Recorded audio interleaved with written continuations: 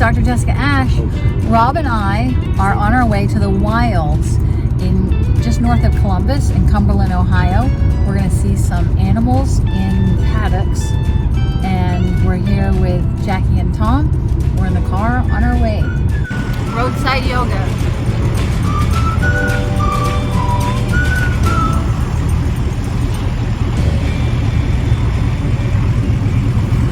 Back on the road. You can get in the car. Back on the road. So we've arrived at the facility, and we're gonna get on a bus to go up to the main area where we'll get our first tour. These are some of the grounds of the wilds. They have a zip line safari, so you can get up there and go all through the park on a zip line if you want. That's the kind of bus we're going to get on later. Zipline Training Center. When we get off, yes, but while you're on. All the way in the back? Awesome. So my name is Gabby, and I'm going to be your tour guide today. Show of hands. Feel free to stand up, look around, take pictures, do whatever you please.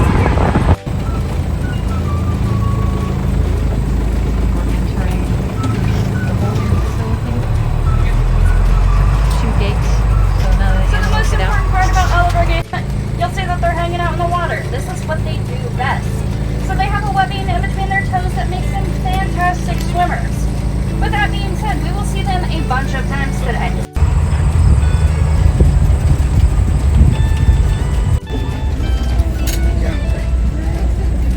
The bus, and I forgot to mention this, but we'd be super careful and make sure we don't touch the animals. I know it's super tough. And we have some of our onagers coming up to the bus on either side.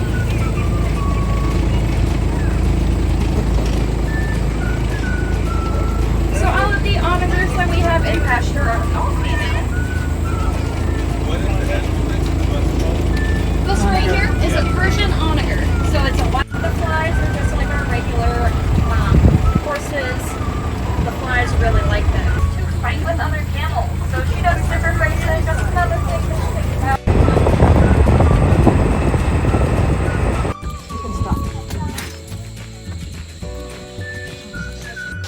We're entering the aviary. We're entering the aviary.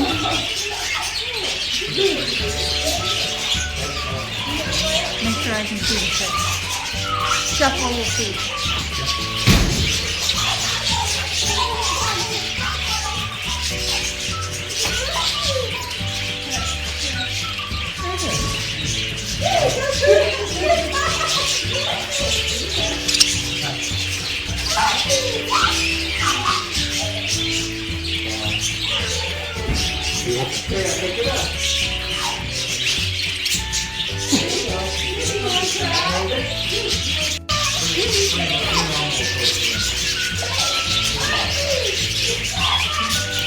Oh wow, that's perfect, wow.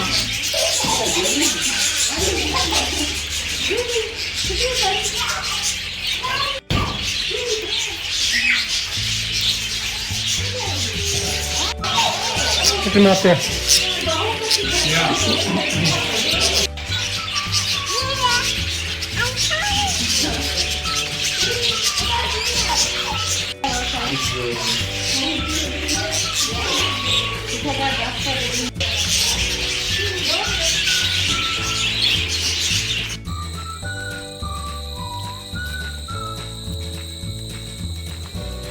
Way over in the back, you can a little bit see the painted dogs. Rocks.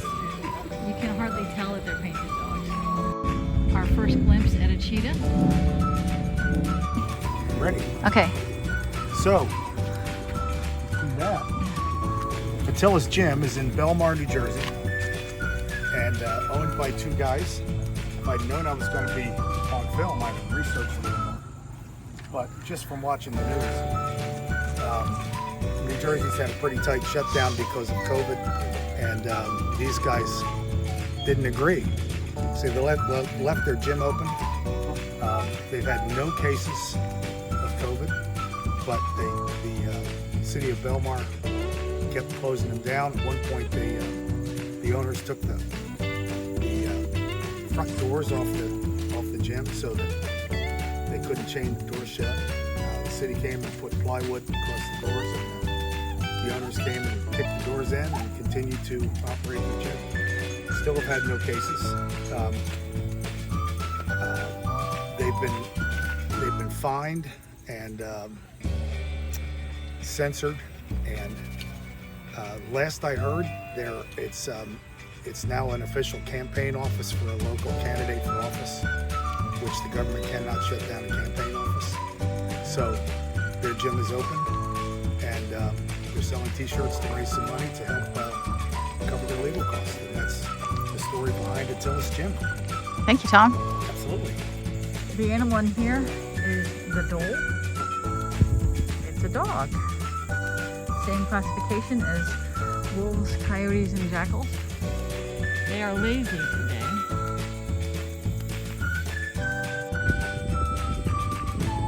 Cheetahs are playing.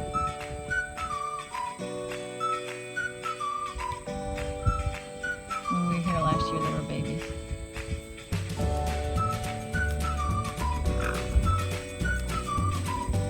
And that's how boys play.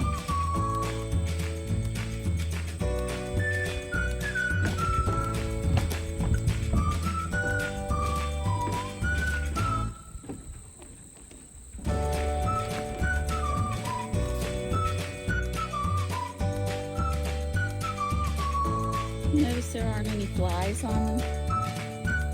Yeah, why? I don't know. Seems like they could do something about that.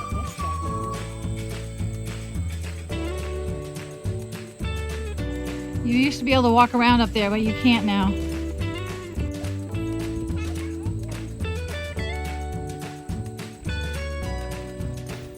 Please be safe. Do not stand, sit, climb, or lean on fences. If you fall, animals could eat you, and that might make them sick. Thank you. So, Tom, can you tell me what that sign says next to you? I don't know, I can't read. Yeah? I think it says It's in don't lean. English. A painted dog did decide to get up and take a walk.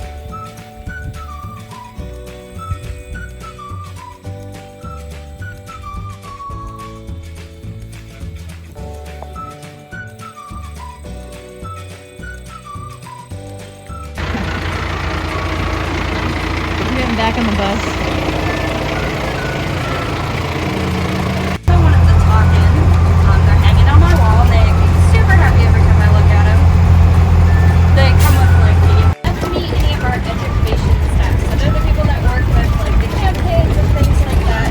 They love turkey vultures more than anything ever, which I think is super cool. They are pretty underrated birds. They're scavengers, so just like our beetles, nature's clean up. They're super important to our ecosystem.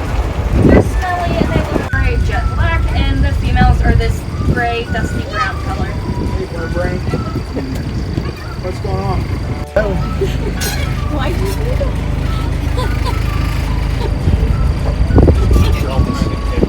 I can take a picture. No, I won't. I can. Are you eating the seat? On my tours last weekend, there was a family sitting right behind me, and they had two jackets sitting on the seat. The ostrich reached down and grabbed them, are endangered or vulnerable in the wild.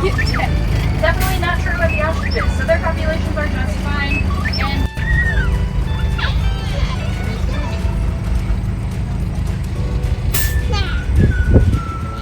another really cool thing about these guys is they can actually shut off their kidneys and recirculate the water back through their body.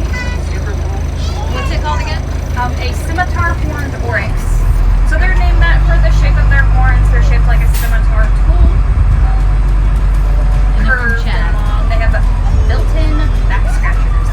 But yeah, they're I highly recommend that you look out about these birds. But I've never been inside of them, so they are for 21 and over.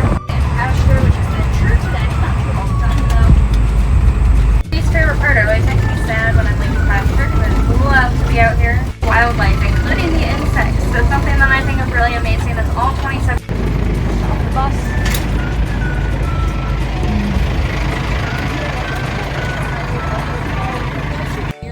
Is that wisteria? We're checking in. beautiful.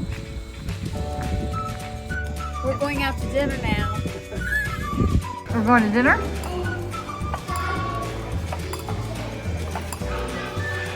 Here come the drivers, and they have all kinds of lettuce and stuff. Looks like we're feeding animals. Hey guys. Horn, and if you can see the tip of Mom's nose, she doesn't really have much of a horn at all. Rhino horns are made of keratin, which is the exact same thing as our fingernails. So just like we would file down our nails, rhinos will change the shape of their horn however they would like. Hi guys. Back. These guys are Bactrian camels. They are native to Mongolia. They live in the Gobi Desert, so they've got lots of different adaptations that will help them survive in a desert environment. The most obvious is going to be that set of humps. A common misconception about camel humps is that they're storing water. They actually store fat. So living in a desert, these guys never know when they're going to get their next meal, so they store all their extra energy in their humps in the form of fat. That way, if they don't have anything to eat for quite a while, their bodies will be able to eat and metabolize that fat. It's going to be a really, really good source of food and energy for them. Since they don't store their water in their humps, they do have to store water somewhere else in their body, because just like their food sources, water in the area, so typically we wouldn't really see them go down in that area. They'll just drink from the drinker, or quenched up flee to their jaw. It also helps donkeys, so they are a bit different than the donkeys we have here in the United States. Typically we would see our donkeys on a farm or like a petting zoo, so they are domestic, they're tame. You could pet one, feed one, get close to one. These are not any of those things, so they are extremely aggressive. They cannot be domesticated, so they're only found in the wild. They are native to Iran, so that's why they have that sandier color. It kind of helps them blend into that sandy, deserty environment better. They are an equine, so they're related to all other species of horses, donkeys, and zebras. Of all of those species, these guys are actually the fastest. They can reach speeds of about 42 miles an hour, which is pretty incredible because they're really, really short and stocky. It's going to destroy it. It just is what it is. I don't think they're going to destroy all the trees. Weather. To the point where we don't have any out here. You can see there's a handful of the trees where they have like wood around them. So on the if base you're of really the trees. concerned about all the trees going away, And does that in order to have it tip it's their over. natural behavior, and it's really awesome that they get the opportunity to do that out here. And so then we they just try to eat let them do what they the do. dense vegetation that's at the top of the They tree. do everything kind of all on their own. They have access to this whole area, so they'll go all the way over there, and they'll actually don't go like the across heat, the so lake they're and kind of they'll be hiding. on that other side too. So it just depends on. About 50 or 60.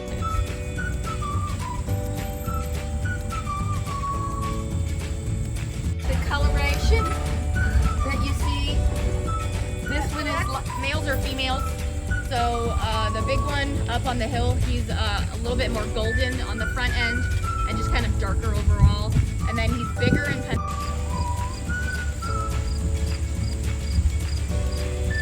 Right at the carnivore center. it's gonna destroy it. It's a Szechuan It just is what it is. I don't think they're gonna He destroy likes all the the cold trees. weather. To the point where we don't have any out here.